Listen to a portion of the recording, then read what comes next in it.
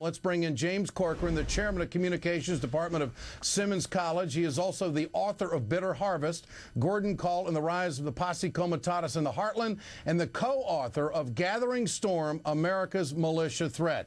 Mr. Corcoran, good to have you with us tonight. What feeds this kind of angst or feeling that just is an undercurrent in this country right now? Compare this to what you covered decades ago and to where we are right now.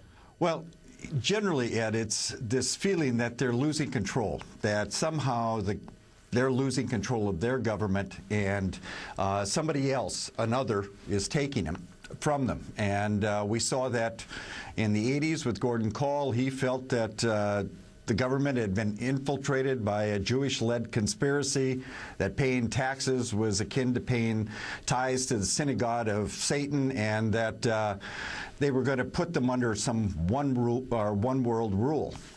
Now, do you see any parallels of back then and in the 90s when you wrote the book after the Oklahoma City bombing to what's being said and what's being done today and the actions of the people?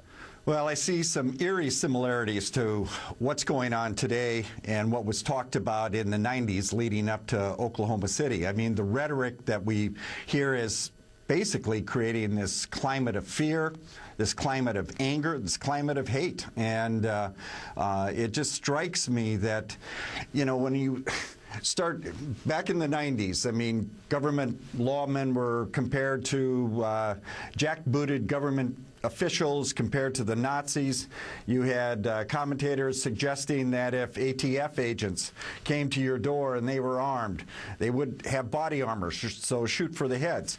And today we're hearing almost the same kind of rhetoric. We have people who are going to have a rally in Washington on the 19th, the day of the Oklahoma City bombing, where they're asking their participants to come armed so they can show the corrupt officials in government to right their ways before we become a police state. So we have this, you know, same kind of rhetoric that just builds and builds and builds. And when you start talking in the extreme, as we have, and the extremists, the real extreme elements of our society seems to feel that their opinion is the prevailing opinion.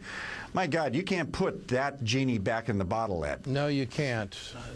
James Corcoran, great to have you with us tonight. I appreciate you. The righty fear-mongering about the census are now playing out on Main Street, and it's getting pretty scary out there. Some crackpot up in Idaho fired a shotgun into the air to scare off a census worker who came to his door last month trying to deliver the questionnaire.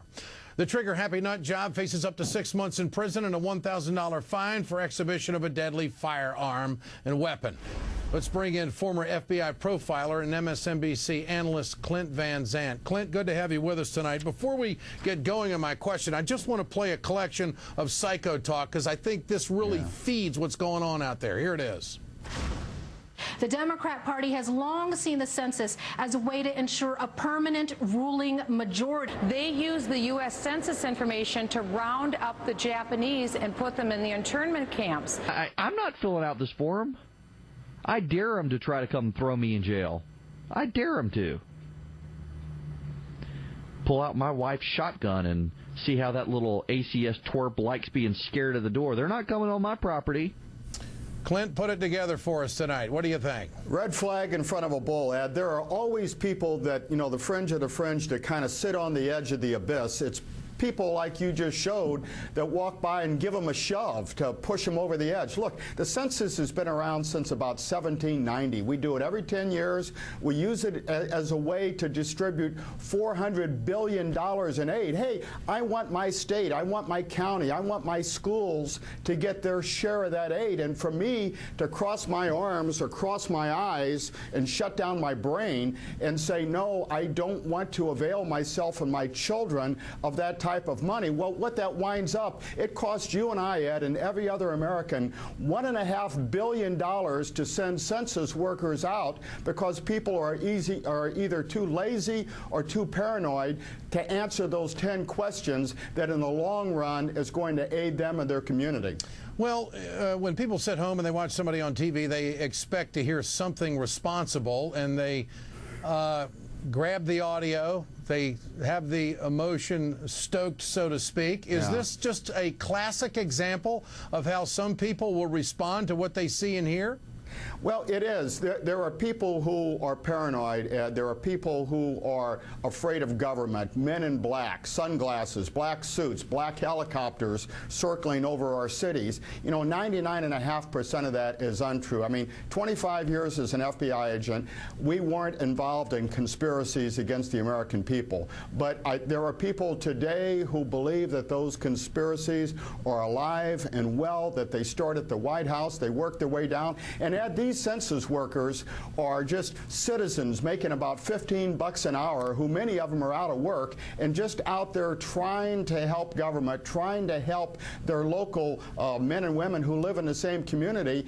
And they've been stabbed, they've had dogs sicked on them, they've been thrown off property. Why? Because they're trying to do a job and trying to make sure that this $400 billion government pie, well, that it's cut up and we each get the piece we've got coming. And these people who are spewing this rhetoric about the census, you know, they ought to take a pill. Well, they're coming from the halls of Congress. You heard the soundbite from Michelle Bachmann. She's standing there, right there in the rotunda, doing an interview, and gives a soundbite saying that, hey, they used the census to round people up during World War II, and who knows what's going to. I mean, it draws a connection, and it doesn't it touch and stroke the emotions of those who are sitting on the edge of their seat that law enforcement is concerned with to start with. Well, it really does. You know, the term I use is the edge of the abyss, but in law enforcement, as an FBI agent, I dealt with right-wing, neo-Nazi, paramilitary, religious survivalist groups.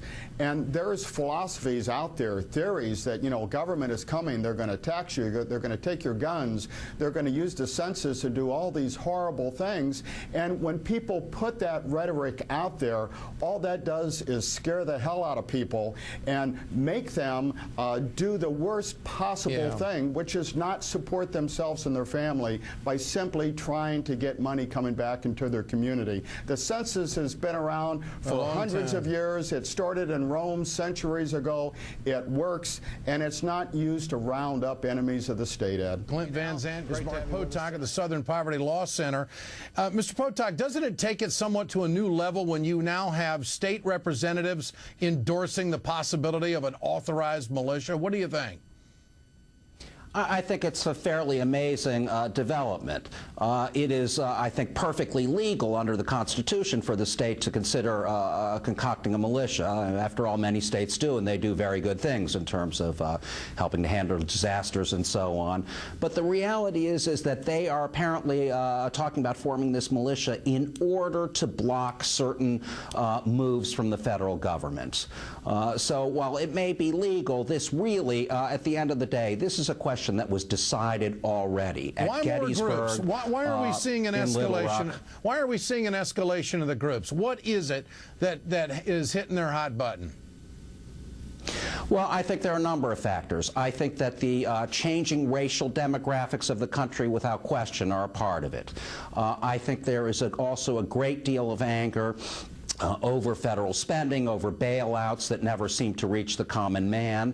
I also think that there has been a tremendous amount of fear whipped up by the very kinds of people you were talking about earlier, the Michelle Bachmanns of the world, the Glenn Becks of the world. So, you know, there are thousands of people out there who literally fear that health care reform means, you know, death panels which decide whether grandma lives or dies. Is it as bad as it's ever been in this country? What do you think? Well, I'm not sure I can speak authoritatively to that, but for me the point of comparison is the run-up to Oklahoma City, which I covered very seriously as a reporter. And I would say that the situation feels worse than that. Certainly the anger out there is broader based. It's leaking into all kinds of groups. We see it leaking into the Tea Party movement as well as the actual radical right groups themselves growing at a just phenomenal pace. Mr. Potok, thanks for joining us tonight, for your insight. Tonight in our telephone survey, I asked, do you believe the rise in militias will lead to violence? 96% of you said yes. 4% of you said no.